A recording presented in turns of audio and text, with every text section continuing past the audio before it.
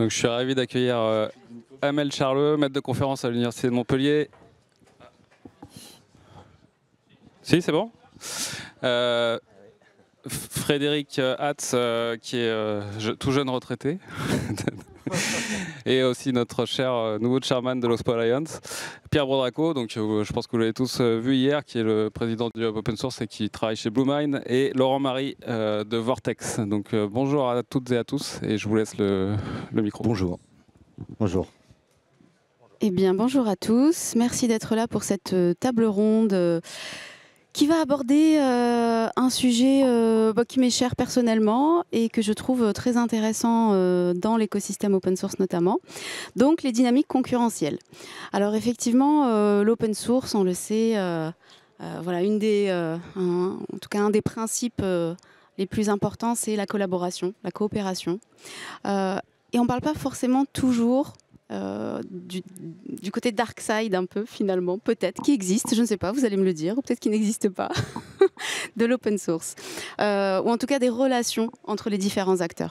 Donc pour commencer, je vais vous proposer, alors je ne sais pas si vous voulez dire un petit mot sur vous, mais je pense qu'on vous connaît déjà. En tout cas, si vous avez envie de dire un petit mot, voilà, vous pouvez le faire. Mais je vous propose pour commencer peut-être de décrire un peu le paysage concurrentiel. Alors, au sein de l'écosystème, mais aussi peut-être à ses frontières. Donc c'est assez large. Et comme ça, je vous laisse un petit peu aller dans le sens qui vous plaît pour répondre à cette question. Allez, paysage concurrentiel. Allez, Frédéric. Pour reprendre sur ton image de Darkside, je vais commencer à la limite par le maillon de base, c'est le contributeur, les communautés. Et il y a déjà une concurrence, j'ai envie de dire, saine. Là, on est plutôt dans le côté positif, qui est la méritocratie. C'est-à-dire, grosso modo, il y a une concurrence entre développeurs sur la meilleure compétence.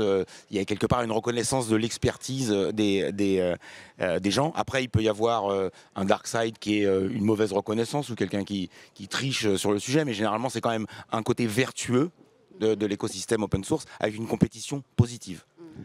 Et de l'autre côté, pour aller à l'autre bout de la communauté, il y a quand même une partie de la communauté qui est alimentée par des big tech qui amènent des développeurs à profusion. Et eux, j'ai vécu 30 ans dans une boîte qui s'appelle Microsoft, ont compris, et c'est pas propre à Microsoft, ont très bien compris les dimensions concurrentielles et collaboratives de l'open source au travers de leur place dans les fondations. Ils s'asseyent autour de la table avec leurs concurrents pour travailler sur un projet, sur un commun, globalement, sur lequel ils collaborent de manière vraiment assez partagée pour faire mûrir un projet. Et puis après, ils déclinent le projet dans un produit qui est intégré et sur lequel, là, c'est compétition à mort. Et ça peut même être, enfin, et c'est généralement même, on peut parler de Kubernetes, mais c'est même un argument de positionnement marché. C'est là-dessus qu'on peut, en tant que big tech, avec les moyens des big tech et les développeurs des big tech, décliner et avoir une offre qui change ou qui transforme le marché. Ou en tout cas, il veut impacter le marché et qui, là, est pour le moins concurrentiel. Très bien, merci. Et on voit que ça marche, du coup, chez Microsoft. Mais ce que dit Frédéric met aussi en lumière les deux aspects. Il y a l'aspect de collaboration qui est souvent, et qui est pas souvent, qui est tout le temps un aspect entre tech. Tu l'as dit, on travaille sur des communs, sur des briques, sur des composants. Et dans l'open source, on le voit. C'est beaucoup ce qu'on voit ici. Et puis, il y a l'aspect solution finale, où là, on ne parle plus entre tech, on n'est plus en train de se définir des standards, mais on définit des produits finis. Je fais souvent l'allusion, quand je parle de ça, puisque c'est un sujet qui m'est assez cher et qui est source de tellement d'erreurs, même dans l'écosystème. Il y a le magasin Leroy Merlin, on va définir des normes, des outils, comment on fait les choses, et là, on va collaborer, on va se définir des standards ou autres. Et puis, il y a le produit fini, le meule fini. Et le produit fini, c'est le client final qui vient, qui se fout de comment c'est construit, de fou, etc., qui va juste regarder le prix, la qualité, le réseau et toute la puissance marketing qui est faite. C'est l'énorme différence qu'il y a entre un code et un product. D'ailleurs, il y avait une des conférences ici, code versus product. Et l'erreur souvent très forte, c'est de dire, j'ai un code source, c'est un produit. Non, pas du tout. Et les gens comme Microsoft l'ont très bien compris. La différence, elle est énorme.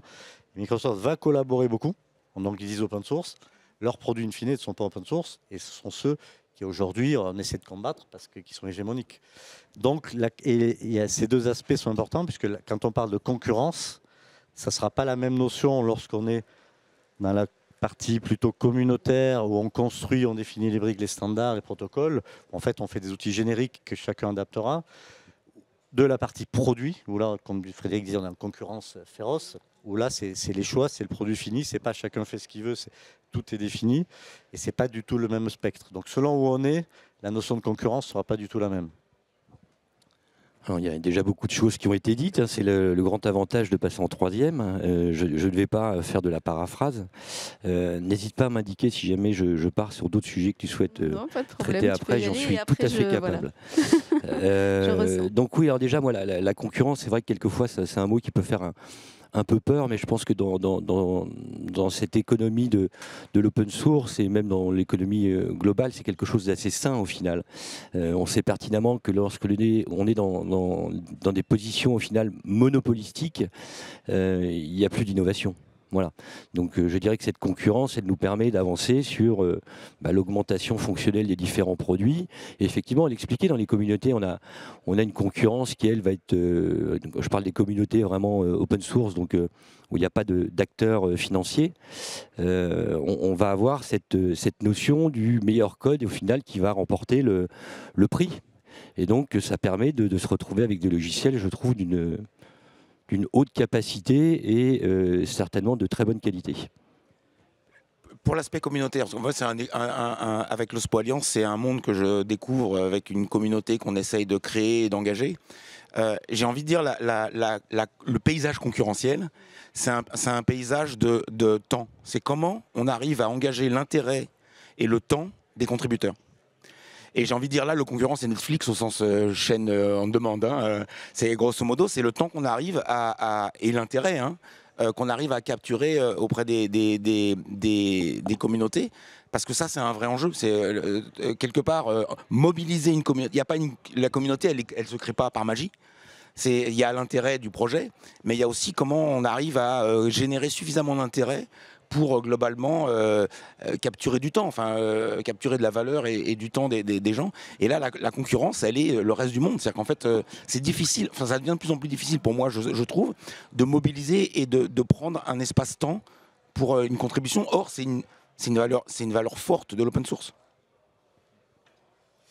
Et d'ailleurs, vous l'avez dit tous les deux, vous avez parlé de méritocratie et Laurent de qualité de code, de meilleur code. Lorsqu'on est dans les communs, dans la construction commune, c'est là où en fait le terme méritocratie prend tout son sens, parce que la concurrence ou la compétition, ça va être est-ce que j'ai des contributeurs de la solution? C'est une solution qui en général n'est pas tenue par, enfin une solution, justement un composant qui n'est pas tenu par une seule entité. Et donc souvent un des enjeux, c'est de dire, moi j'ai les contributeurs, j'ai des gens proches du code, j'ai des gens qui savent commiter, etc., qui amènent un certain gage de qualité, de sérieux, de maîtrise et de capacité ensuite à faire et à gérer. Typiquement ce que fait beaucoup Vortex. Lorsqu'on est sur le produit fini, en fait, les gens ne connaissent même pas les développeurs, il n'y a pas forcément cette notion. Même les éditeurs open source, hein, le code il est public, mais ce n'est pas le même sujet. La cible là va regarder juste le produit, ce qu'il fait, est-ce qu'il est beau, est-ce qu'en termes de tarifs ça convient, et est-ce que ça plaît à mes users surtout, est-ce que dans tous les usages. On ne va pas forcément nous demander, nous avec vous chez Bluemind, est-ce que vous avez le développeur 2, alors qu'on a des contributeurs de composants de base. Mais ce n'est jamais le sujet des clients. Donc toujours pareil, selon où on est, la méritocratie, voilà, la méritocratie va plutôt jouer sur le côté commun, code public, composants qu'on fait ensemble. Si on part sur cette notion de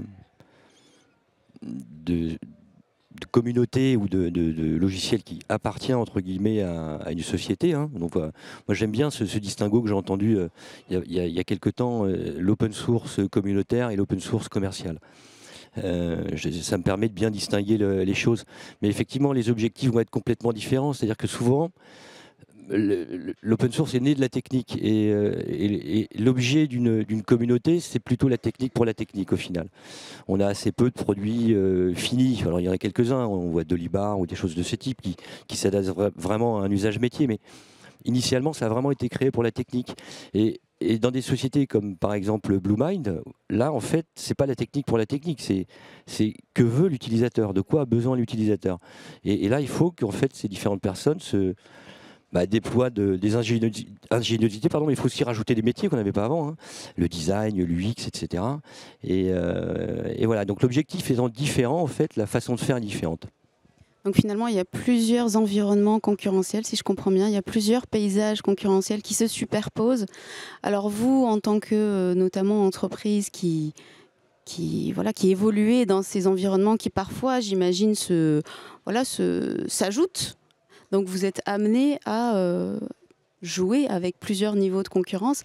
Au sein de l'écosystème, comment ça se passe? Est-ce qu'il y a des, alors j'ai envie de dire, est-ce qu'il y a des bons concurrents, des moins bons concurrents? Quel est l'esprit? Et puis, qu'est-ce qu'un concurrent, finalement? Est-ce que c'est quelqu'un qui va vous piquer un client? Est-ce que c'est quelqu'un qui va vous piquer un développeur? Est-ce que c'est quelqu'un qui va... C'est quoi un concurrent pour vous? Je le fais ou pas? Le bon chasseur et le mauvais chasseur. Voilà, on n'a rien inventé. Hein. Voilà, on est des humains et on va trouver de tout. Si on revient sur cette dynamique concurrentielle, moi j'aurais tendance à dire que, sauf exception, notre écosystème est fait de bonnes intentions et de bienveillance. Voilà. La concurrence, il n'y en a pas tant que ça au final, puisque la plupart des sociétés vont au final développer une expertise sur laquelle elles vont être reconnues et elles vont plutôt aller chercher, dans ce que certains pensent être des concurrents mais qui n'en sont pas, de la complémentarité. L'objectif étant de pouvoir répondre à une problématique globale, alors que nous, par exemple, si je prends Vortex, on est compétent sur la partie infrastructure, mais on n'a aucune légitimité sur les parties logicielles qui sont au-dessus. Donc, il vaut mieux répondre à deux, et dans ce cas-là, c'est difficile de... On ne va pas parler d'un concurrent, mais réellement d'un partenaire. Donc moi, je pense qu'il y a cette bienveillance. Il y a aussi, et ça c'est important, l'aspect économique. On va très simplement dire qu'on est sur un marché qui est fulgurant, en pleine croissance. Donc pourquoi est-ce qu'on irait s'embêter avec des pseudo-concurrents, alors qu'au final, il y a vraiment de quoi faire pour tout le monde. Okay, donc il y a assez de marché finalement pour tout le monde. En tout cas, pour l'open source, il y a assez de marché. Oui, même face à des propriétaires. Ah bah surtout face à des propriétaires au final. Je pense qu'il n'y a pas aujourd'hui une seule société, alors dans le monde je ne sais pas, mais en Europe, qui peut dire non, moi je n'ai pas du tout d'open source, ça n'existe pas. Tout le monde en a quelque part, une base de données, un serveur Apache, c'est de l'open source, donc il y en a partout. Donc évidemment il y a de quoi faire et puis il y a besoin d'expertise parce que de là à installer un serveur Apache mais ensuite bien administré, quelquefois les clients ne savent pas le faire ou n'ont pas le temps. Donc nous, on peut intervenir sur ce genre de choses. Bon, je parle d'Apache, c'est un peu basique, hein, mais après, il y a plein d'autres technologies, hein, avec tout ce qui se passe aujourd'hui autour du cloud. Voilà, tout le monde a vu la problématique VMware. Je pense que ça va être un levier économique pour l'open source qui va être absolument monstrueux. Donc Laurent, qui est dans toute la partie infra, justement, aujourd'hui, tout le monde construit son SI, le numérique, on le voit partout, l'IA... Tout ça, c'est en emphase. Donc oui, il y a beaucoup de travail. Et là, vraiment, le côté expertise est très fort.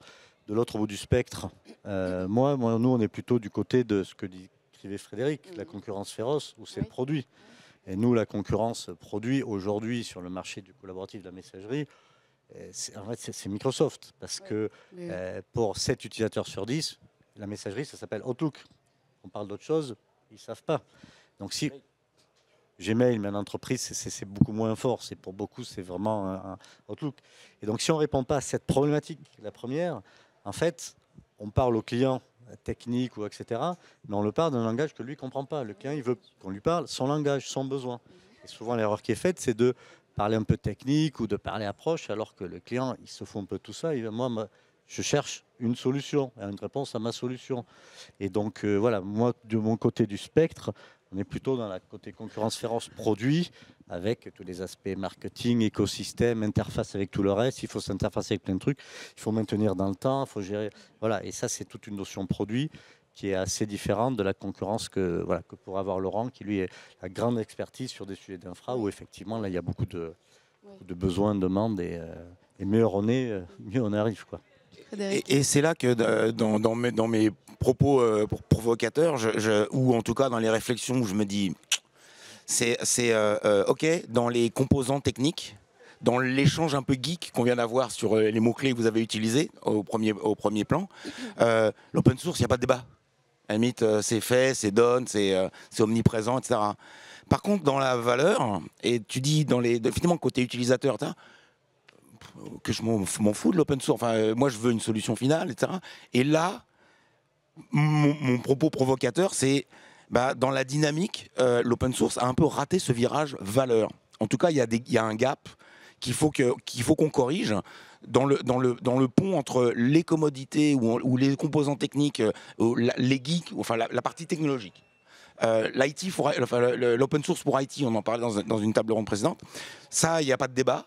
Mais l'open source pour le business, là, il y a encore de la marge de progrès. Là, on a encore du boulot à faire. Là, il y a encore de la pédagogie à faire.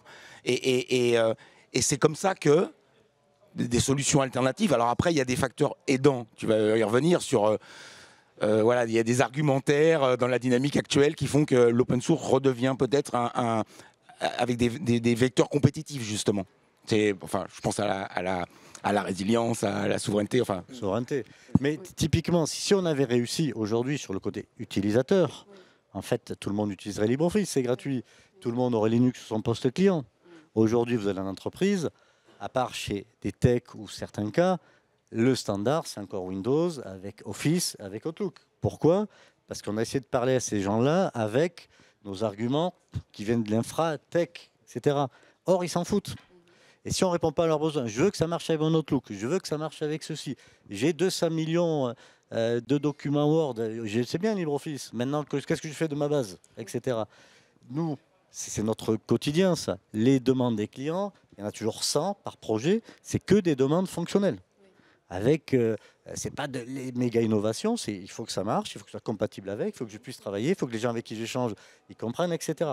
Et c'est là où je rejoins un peu Frédéric. C'est-à-dire que, et c'est normal, c'est la culture de l'open source. On est né avec Internet, avec les standards, avec les réseaux, etc. C'est tous ces composants. Parce qu'on était entre tech, donc on se comprenait. La doc, on la fera peut-être un jour. Je vois Syncoquet, c'est bon. Le client, souvent je dis, quand on est entre tech, on fait un truc, il y a 5 features, il y en a une qui marche, on dit « Ah, c'est super, regarde, on est content ». Vous avez un client, vous avez 1000 features, il y en a une qui déconne un peu, mais ton produit, c'est de la merde, on le jette. Tout le paradigme est différent. Et c'est ça qu'on n'a pas encore complètement assumé et compris, et avec ce que dit Laurent, ça veut dire du design, de l'ergonomie, des gens qui accompagnent, du fonctionnel. C'est un gros travail. C'est pour ça que le métier d'éditeur que je suis, c'est que le code, c'est pas un produit. Un produit, ce que fait un éditeur, le code, c'est peut-être... c'est un pourcentage, mais les gens, ce qu'ils veulent, c'est une solution. Voilà. Le code, c'est un bout de la solution. Très bien. Moi, j'ai trouvé la solution parce que... alors, dis-nous. Parce que l'utilisateur, c'est compliqué quand même. Donc, moi, je ne m'adresse surtout pas à lui. Moi, mon utilisateur, moi, c'est l'administrateur. Donc, on parle le même langage, c'est relativement simple. Donc, je ne rencontre pas du tout ce type de problématique, bien évidemment. Par contre, il me soumet les siennes. Parce que j'héberge ses solutions. Et il me dit, ouais, mais bon, tu devrais faire ci. Je m'en fous, moi. Moi, je fais l'infra et puis c'est tout. Il se débrouille avec le reste. Hein. Donc, vous collaborez tous les deux? Pas du tout. Pas du tout. Beaucoup. Beaucoup, d'accord. Alors, ça me permet, ce que tu disais, Frédéric, et puis aussi ce que tu disais, Pierre, ça permet aussi peut-être d'enchaîner, je sais qu'on est un peu tenu par le temps, sur peut-être des choses très pratiques à amener alors au public et à la connaissance un peu. C'est dans l'open source, du coup, en tant qu'acteur, quels sont les axes de différenciation? Alors, on a compris qu'il y avait plusieurs, on va dire, domaines où il y a de la concurrence à différents niveaux. Sur ces différents niveaux, alors on parle de l'infra, on parle aussi du produit fini. Quels sont les axes de différenciation aujourd'hui que vous avez en main? Est-ce que l'open source, c'est un argument pour vendre? Est-ce que c'est encore un argument pour vendre ou plus du tout? Ou alors ça dépend voilà. C'est quoi les axes sur lesquels la souveraineté, justement Oui, bien sûr. On va avoir différents avis sur le sujet avec Pierre, parce que il y a quelques instants, il vous disait au final, ses clients, que ce soit de l'open source... oui, pour eux, c'est peu important. Ouais. Peu importe, au final, ce qu'ils attendaient, c'était un usage. À la marge, peut-être, pour certains. Mais... Ouais. Après, il y a cette notion de souveraineté qui est importante, effectivement. Elle est capitale, même. Mais concernant mon business, moi, c'est ce qui va guider, en fait, le choix des clients. C'est de pouvoir, justement, s'affranchir de tous ces éditeurs, américains, chinois ou autres, et de pouvoir partir sur des solutions qui, par définition, à partir du moment où elles sont open source, elles sont souveraines. Ça ne s'arrête pas là. Mettre en place des solutions souveraines sur un environnement, enfin des solutions open source, pardon, sur un environnement AWS, bon, ça coince. Alors je parle bien sûr, je parle pas de petites sociétés dont la donnée en fait n'est pas ni structurante ni capitale. Hein. Je parle de sociétés qui veulent protéger leurs données. Prenons par exemple l'assurance maladie. Quand on fait de l'open source, mais qu'ensuite on va l'héberger sur une solution américaine en se disant, finalement, j'ai fait de l'open source, mais il y a un trou dans la raquette. Bah oui, effectivement, il y a un trou dans la raquette. Donc il faut mener la démarche jusqu'au bout. Et ça, c'est vraiment quelque chose de capital. Le logiciel ne suffit pas. Il faut aussi aller déposer ces données à un endroit où on sait qu'elles sont protégées. Alors, ça ne concerne pas tout le monde. Moi, je vous le dis à titre personnel, j'ai une adresse perso, c'est Google. Ah ben... Aïe, aïe, aïe. Ah, exactement. Peu importe. J'ai pas, on peut aller piocher mes données, c'est pas très grave. Mais quand on s'appelle le ministère de l'Intérieur, ou qu'on s'appelle CNAM, ou qu'on s'appelle des structures un petit peu avec des données sensibles d'utilisateurs, c'est là qu'il faut mener la chose jusqu'au bout. D'accord. Donc sur ces marchés-là, c'est un argument quand même qui peut être assez important et entendu par les décideurs. Prend toute sa valeur parce que c'est un des composants.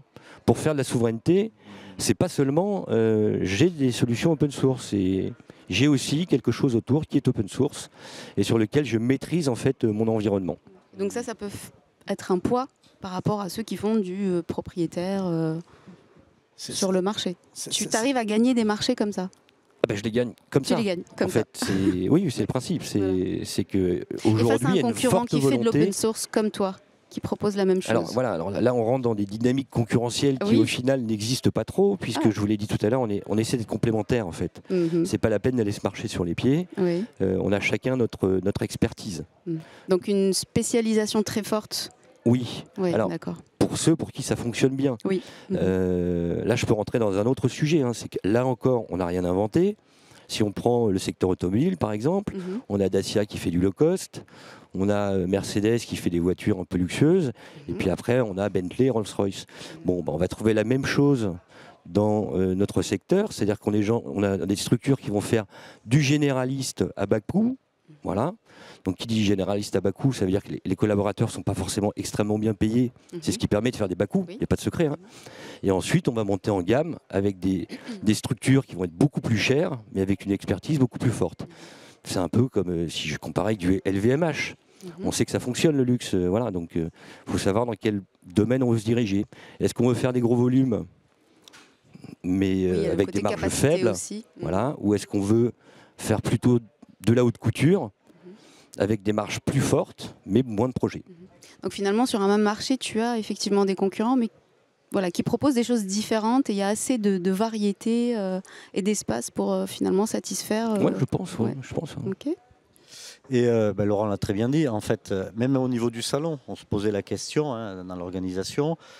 Le terme open source, aujourd'hui, il est plus suffisant pour faire venir une ministre, par exemple. Et à un moment donné, c'était... voilà. Par contre, et c'est assez simple, parce que l'open source, ce n'est pas une fin en soi. L'open source, c'est un moyen. Oui, c'est ça. Donc les gens, ils sont intéressés à la fin. Et c'est quoi la fin aujourd'hui qui intéresse? Ça a été évoqué, c'est la souveraineté. Donc quand on parle souveraineté, ça c'est un mot. Enfin, c'est pas qu'une sorte de mot, hein, c'est un concept et c'est une vraie préoccupation. À ne pas confondre avec le souverainisme. Oui. On peut enclencher un petit débat. Non, assez de politique en ce moment. Donc, voilà. Et donc, c'est un facteur positif pour ça, l'indépendance technologique, de retrouver un peu la maîtrise. Quand on parle de sujets de VMware, etc., pourquoi, en fait, on subit autant? C'est parce qu'on n'a plus vraiment notre maîtrise, notre indépendance. Donc là, l'open source, c'est un facteur très fort pour ça. C'est comme ça qu'il faut le voir. En tant que tel, moins.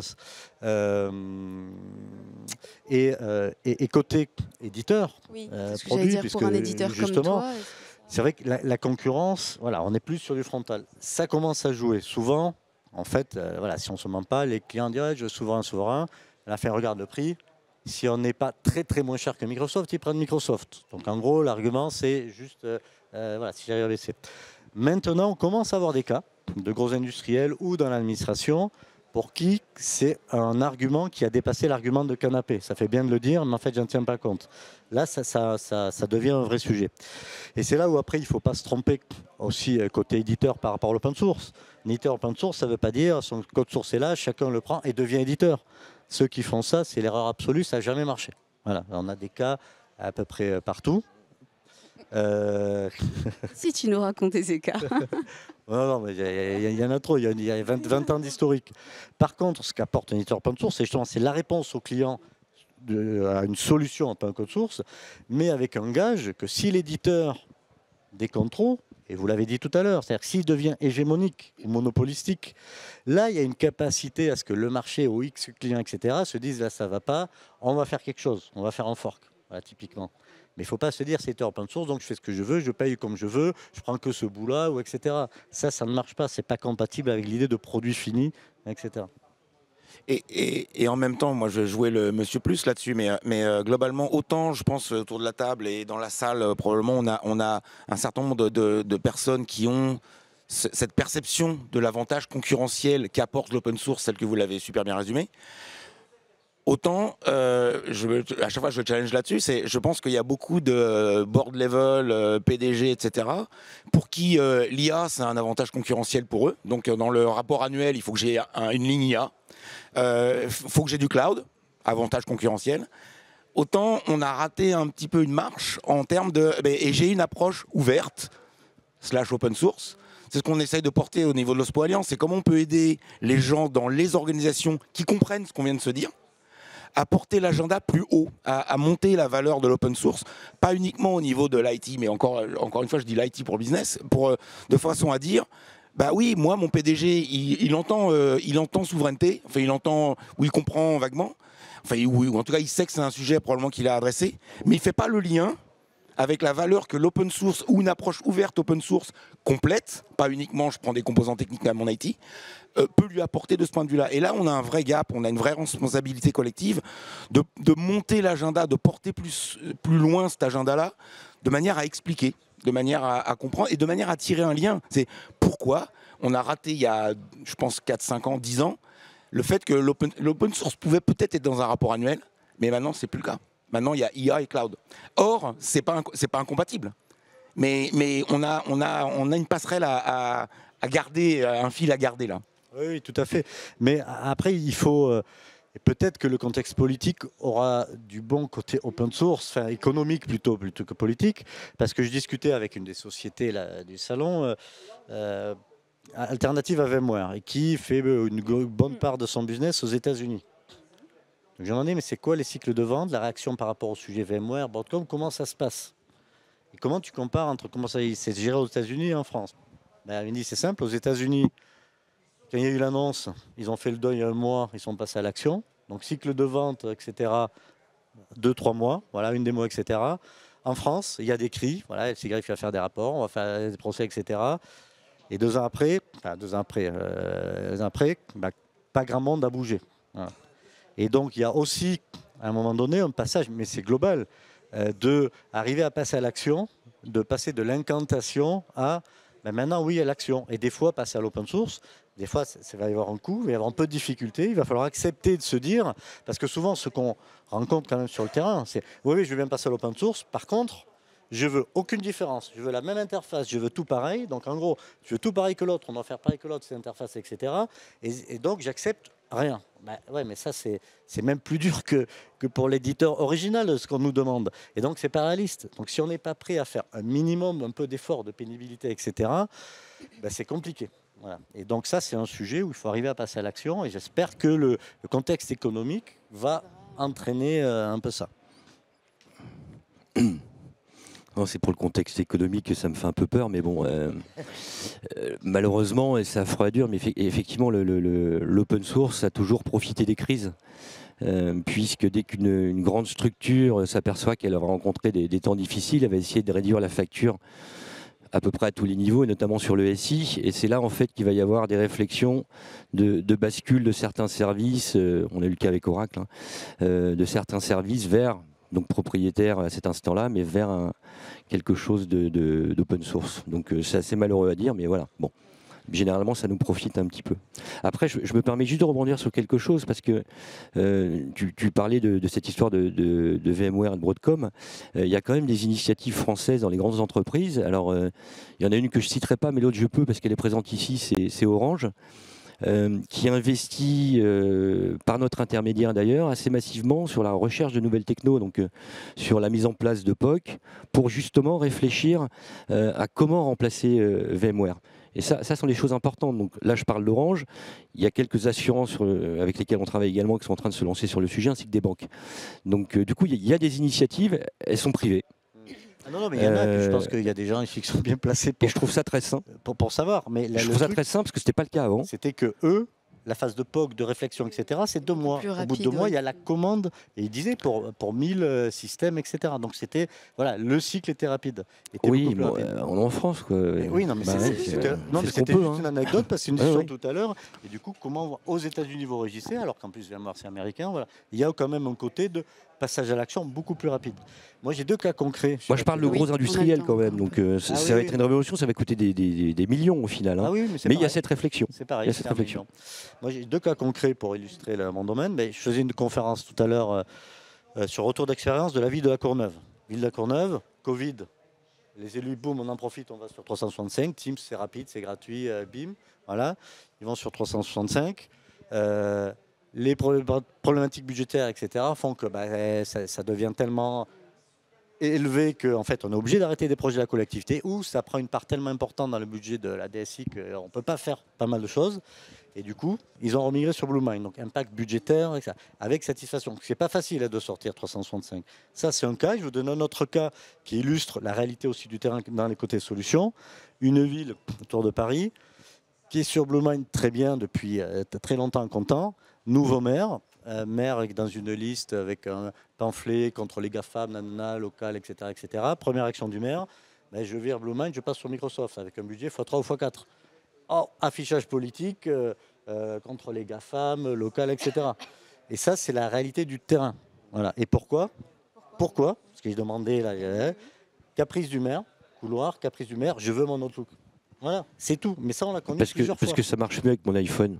Ah oui, Bah oui. c'est pour Non, mais ça. c'est Oui. pas une Non, mais tonne, c'est une hein. réalité, Plus quoi, en de fait. C'est une presque réalité, 2000 ouais. utilisateurs, etc. Et comment tu luttes contre ça ?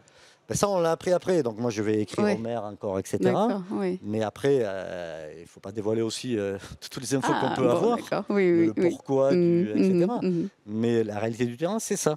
Ouais. Donc, l'open source, oui, puis comme disait Frédéric, mais quand ça arrive aux instances hautes, c'est pas souvent le sujet. Souvent, le sujet, il n'est pas considéré.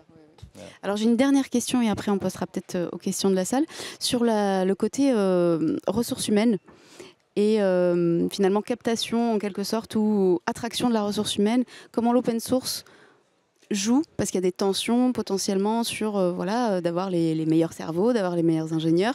Est-ce que l'open source, là, de ce côté-là, c'est aussi un argument pour avoir les meilleurs, ou est-ce que Alors, c'est à non des seulement un propriétaires argument pour avoir les meilleurs, mais c'est aussi un argument pour les garder. Parce que généralement, bon, je l'ai souvent constaté, hein, mais il y avait un taux de fidélité dans les entreprises qui se lançaient dans des projets open source qui était bien plus important. Parce que les gens devaient déjà changer de techno, ça éveillait un peu leur curiosité, il fallait se former sur d'autres choses. Et puis on n'est plus dans du clic. Parce que il y a des super interfaces pour les logiciels propriétaires, hein, c'est très bien, hein, mais c'est du clic, quoi. Donc à un moment on s'ennuie. Et dès qu'on lance des projets un petit peu techniques où les personnes vont pouvoir faire des lignes de commande, un petit peu, j'irais paramétrer comme ils le souhaitent, mais pas seulement comme l'éditeur l'a dit. Du coup, il y a un véritable intérêt de l'informaticien qui a envie de s'investir dans des technologies. Alors, il y en a aussi d'autres qui ne veulent pas changer, hein. Mais sur les jeunes générations, c'est vrai qu'il y a cette envie de liberté aussi, hein, parce qu'on voit bien que les dernières générations ont quand même des idées assez claires sur le sujet. Et cette ouverture permet en fait à la fois de les conserver, mais également de les recruter. Et je pense qu'on recrute les meilleurs en plus. Mais, et c'est une dimension, enfin, je garde ma casquette OSPO Alliance, là, c'est une dimension qu'on a mis dans le guide de gouvernance open source, qui est un pilier HR, qui va dans ton sens. C'est-à-dire qu'en fait, dans une organisation qui n'est pas dédiée à l'open source, c'est comment on éduque ou comment on informe la RH sur comment, c'est quoi qu'est-ce qui définit il différencie un développeur open source d'un développeur standard? Enfin, quels sont les soft skills supplémentaires qui sont favorablement recherchés? Comment on le développe dans l'organisation? Qu'est-ce qu'on lui donne comme capacité à contribuer? Et du coup, on décline tout, alors HR, légal et autres, mais pour faire en sorte d'éduquer la RH, le legal ou autre, pour faire en sorte que les compétences, elles puissent entrer dans l'entreprise, que l'entreprise ait une stratégie open source qui du coup soit attractive pour les jeunes qui veulent faire de l'open source, ou jeunes ou moins jeunes d'ailleurs. Et ça, c'est tout un pilier qui est un vrai boulot, parce que comme tu dis, quand une boîte est estampillée open source, là, on est chez les champions, donc c'est génial. Mais quand une boîte est moins estampillée, c'est comment effectivement on arrive à développer cette compétence, à les garder, à faire en sorte qu'ils soient productifs dans un environnement qui n'est pas forcément toujours amical. Donc finalement, face à certains clients, c'est pas forcément un argument, mais en tout cas, par rapport aux ressources, c'est toujours un argument assez fort aujourd'hui pour attirer des bonnes ressources et les garder. Ça va de neutre à positif. Il n'y a pas de négatif, en gros. Ouais. Voilà. Donc pour certains, moi j'embauche pas mal de développeurs, forcément, une grosse équipe d'R&D. En fait, ils voient ça, très bien, mais on leur dit autre chose, très bien aussi. Voilà. Oui. Il y a des très bons aussi. Mais ça, c'est le minimum. Et sinon, c'est vu comme il y a un aspect ouverture, une connotation je vais tester de nouvelles choses, un peu plus au fait de techno, puisque du coup, on va souvent le dernier composant, nouvelle mise à jour du framework, etc. Et du coup, ça a une connotation un peu richesse, ouverture, qui plaît. Et les gens, en tout cas, les gens à l'air d'esprit curieux, qui ont envie, donc ceux qui nous intéressent, les motivés ou autres, c'est un argument positif. Et c'est un argument concurrentiel, enfin on en parlait, j'ai tel contributeur chez moi, c'est quand même pas nul pour vous dans votre... Bien sûr, et même chez un éditeur en fait, on va dire, on a le packageur Debian de Cyrus par exemple. Bon, voilà. Il fallait que tu le dises. Il fallait que je le dise, parce que j'ai tellement dit que c'est truc. Mais honnêtement, par nos clients, c'est 1% des clients qui va comprendre presque, qui va être sensible, voilà, et qui va être sensible. Et je rajouterais quelque chose, c'est qu'on n'est pas aidé, parce que même au jour d'aujourd'hui, on a quand même des jeunes gens qui sortent d'études techniques à qui on explique ce que c'est que l'open source. Je ne sais pas ce qui se passe au ministère de l'Éducation, enfin ministère de la Recherche, enseignement supérieur, pardon. Il y a peut-être quelques petites choses à faire, c'est-à-dire que moi je ne demande pas ce qui est plus Microsoft dans les écoles, mais qu'il y ait les deux. Enfin, ils feront leur choix eux-mêmes, ils sont grands. Là, il y en a quand même qui déboulent et Linux, ah oui, j'ai entendu parler. Ah, c'était un bac+5 quand même, c'est quand même bizarre. Bon, ça fait des perspectives d'évolution et d'amélioration en tout cas sur cette partie-là. Bon, je pense qu'on a fait un grand tour, on arrive au terme un peu de cette session. On va laisser 5 minutes pour peut-être des questions. J'espère en tout cas que ça vous a éclairé un peu sur le paysage concurrentiel dans l'open source. Donc merci à vous trois. Et là, on a quelques minutes pour prendre des questions si jamais il y en a. Merci de ton accueil. C'est sur le canal 2 Oui. C'est pour vous entendre, c'est pas pour écouter un podcast. Ah, donc merci pour la conférence. Je voulais réagir au début, ce qui a été dit sur dans la technique, ce serait moins concurrentiel. Ça me semble très curieux parce que il y a quand même, par exemple, ne serait-ce que sur la messagerie instantanée, dans la production des standards ou dans leur mauvaise implémentation, il y a quand même de sacrées batailles qui se jouent pour tuer la concurrence, pour faire des logiciels où il n'y a que certains éditeurs qui sont capables de l'implémenter, ne pas implémenter le protocole du copain. Il y a quand même des choses qui se jouent dans la concurrence ou dans l'anti-concurrence au niveau techniques qui sont assez fortes et qui sont peut-être pas assez remontées au niveau des décideurs, des acheteurs, des clients, etc. Je ne suis pas sûr de bien comprendre la question, mais vous connaissez Olvid? Olvid. On parle de messagerie instantanée? Ouais, donc en fait c'est la messagerie instantanée française qui est venue d'ailleurs faire une conférence sur notre stand hier et qui est en open source sur des standards ouverts. C'est déjà une première réponse, mais effectivement, la plupart des messageries, pour l'instant, ne s'interconnectent pas. On est bien d'accord. Mais on va dire que c'est un peu entre les deux univers qu'on décrivait, entre le côté infra que décrivait Laurent, où quand on a une grande expertise comme Vortex, il n'y a pas beaucoup de concurrence, avec de vrais experts qui maîtrisent à fond le composant. ce que vous décrivez, mais vous le décrivez sur un produit. Du coup, c'est un peu entre les deux. Au niveau produit, oui, il y a beaucoup de concurrence de messagerie instantanée entre les connus WhatsApp, Telegram, Signal, etc. Et dans l'open source Allvid et d'autres, et les aspects Element, enfin Matrix, où on parle de protocole et aussi de serveurs, etc. Donc oui, il y a pas mal de concurrence. Mais là, c'est un peu entre les deux, entre le produit où on a la concurrence comme les féroces, où on est produit. Et Laurent, quand il disait ça, je pense qu'il parlait plus sur le côté infra, compétence sur des composants, pas sur la solution. Donc, Oui, c'était plutôt ça, oui. Et ça adresse votre point? Oui. Oui, bonjour. Merci. Vous disiez tout à l'heure qu'il y a trop de politique en ce moment, mais finalement, faire de l'open source ou du free software, free, ça veut dire gratuit, mais ça veut aussi dire libre, et ça, c'est très politique en fait. Donc, est-ce que utiliser de l'open source, c'est pas très politique justement? alors, je veux bien faire une première réponse et après. Ben justement, ça, c'est un grand débat. Parce qu'il y a des gens qui vont différencier libre et open source. Vraiment, oh là là, attention, ça c'est libre, c'est pas open source. Non, c'est pas open source, c'est libre. Au niveau techno pur, ben, c'est la même chose. Voilà, ça respecte le standard de l'OSI. Et donc là, on rentre dans le côté, est-ce qu'on y met de la théologie? Parce que si on parle factuellement, le côté Torvalds, ouais, je fais de l'open source parce que c'est transparent, parce qu'on peut voir ce qui se passe et on peut collaborer. Par contre, je ne prétends pas que c'est le bien de l'humanité, que le reste c'est le mal, etc.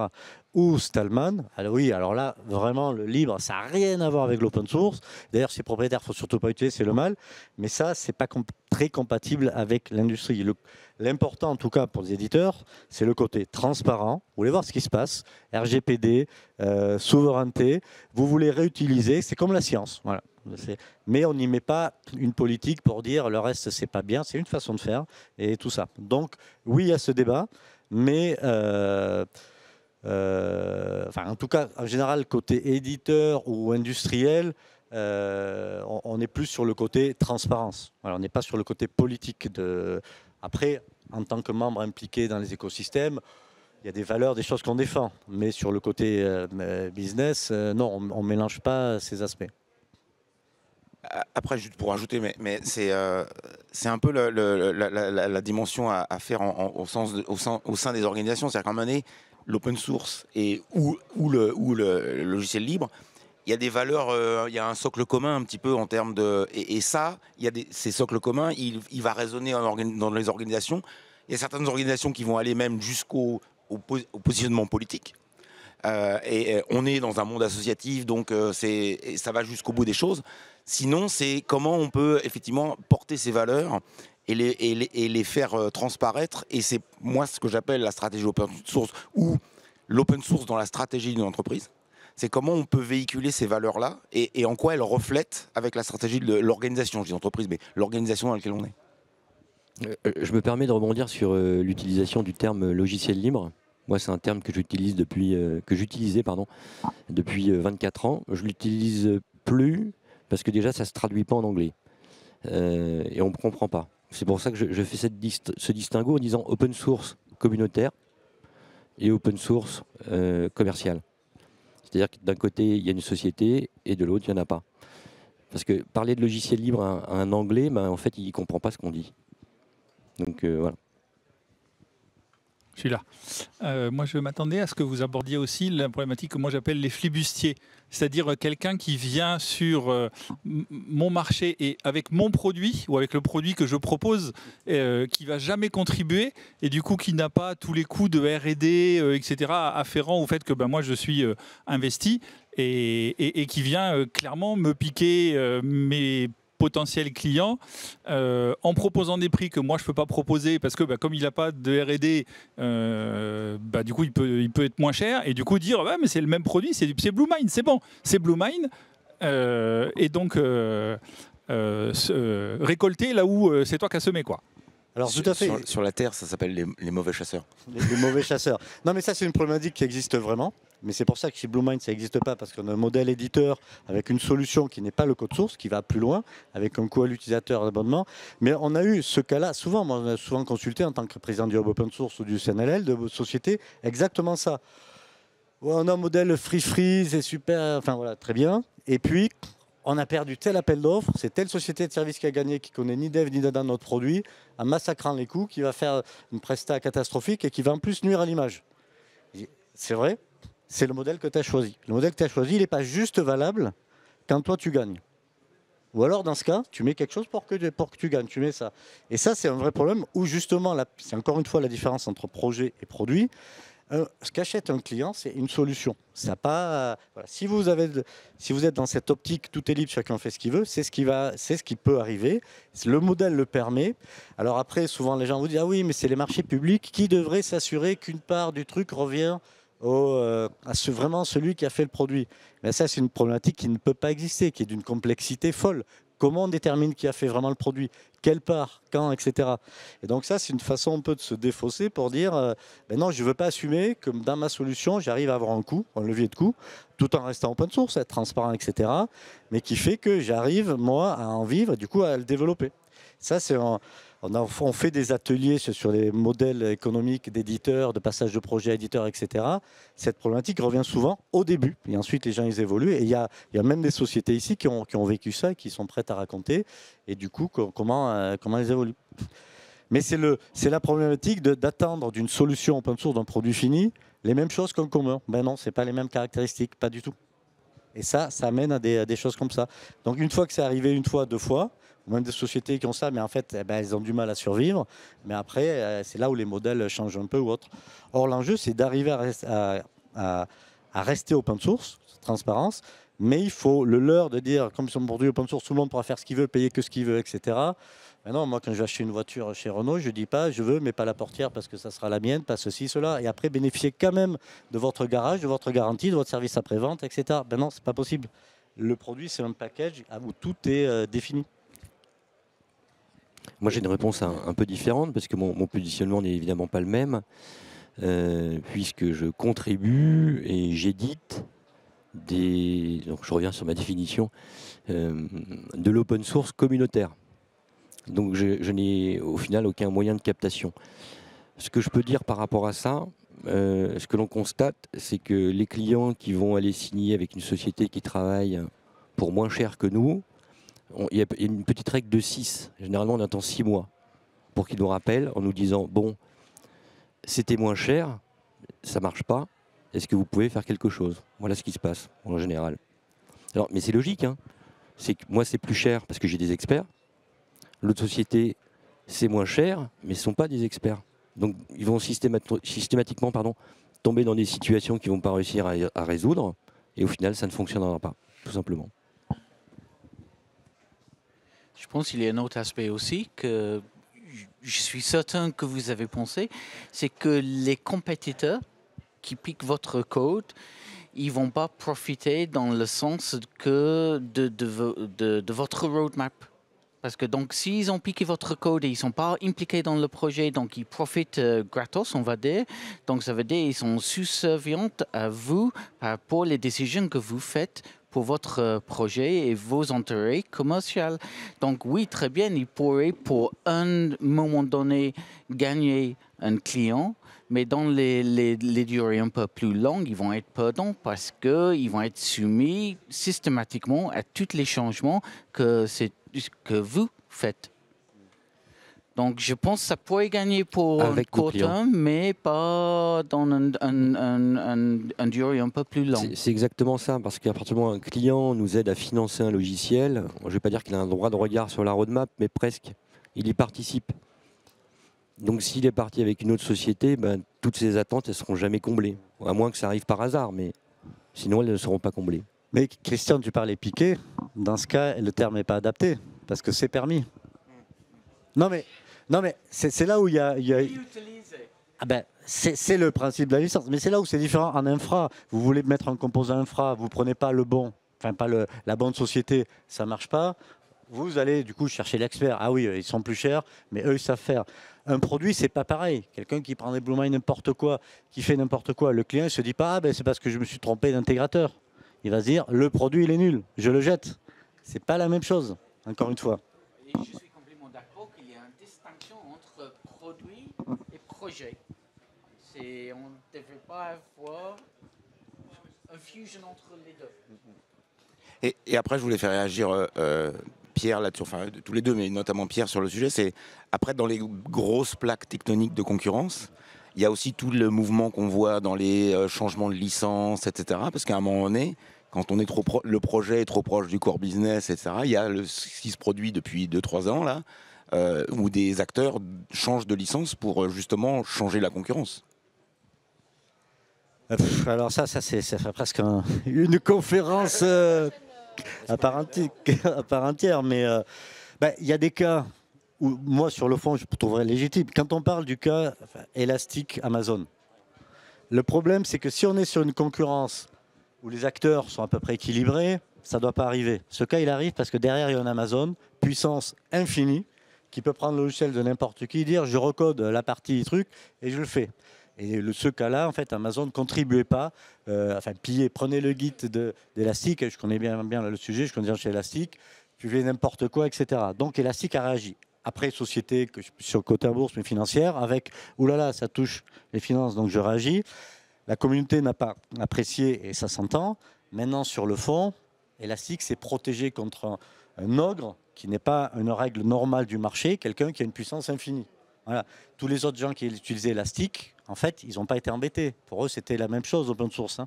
Le truc, c'est si vous prenez leurs produits, vous faisiez le même service qu'eux avec leurs composants, etc., vous imposez de mettre en open source la partie SaaS. Bon, dans la réalité, ce n'était pas monstrueux, mais ça ne correspondait pas aux règles de l'OSI, donc ce n'est pas de l'open source. Ça a fait beaucoup crier. Maintenant, en termes de réaction humaine, quelqu'un qui se défend contre un truc infini de puissance, etc., je pense que tout le monde ferait un peu ça, si ça arrivait, la réalité. Donc c'est là où il faut voir. Après, il y a des changements qui sont vraiment plus... j'ai levé des fonds, j'ai ça, j'y vais brutalement, qui sont mal faits, qui ne sont pas bien faits, etc. Voilà, c'est pas pour dire que les changements sont bien, mais il y a vraiment différents cas là-dessus. Dernier commentaire, il y a une autre façon de défendre ce que vous faites en open source, c'est de déposer un brevet en amont. Oh là là, tu lances... Mais ça, c'est un autre sujet. Christian, il fait le programme de l'année prochaine. Bon, merci à tous. Je pense qu'on va s'arrêter là. On aurait pu peut-être encore discuter 1 heure. Merci à tous et puis bonne fin de salon. Merci beaucoup. Merci Amel.